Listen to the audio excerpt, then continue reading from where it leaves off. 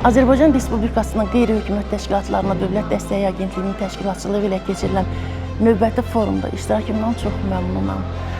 Forumda çox maraqlı məruzələr oldu, panel yığıncaqları oldu və bunların hamısında çox maraqlı məsələlərə toxundu. Qeyri-hökumət təşkilatlarının inkişafı ilə bağlı çox maraqlı məsələlər müzakirə olundu. Forumdan demək olar ki, çox şey öyrəndim. Bunlar forumun bir cəhətdən əhəmiyyətini vurğulayır. Amma bu forumun Xankəndidə, azad torpaqlarımızda zəfərin son ünvanı olan Xankəndidə keçirilməsi isə bizim üçün 2 qat sevincdir. Biz dünənləri Xocalıda ağaçlar əkdik. Xocalını elə bir ki, ziyarət elədik.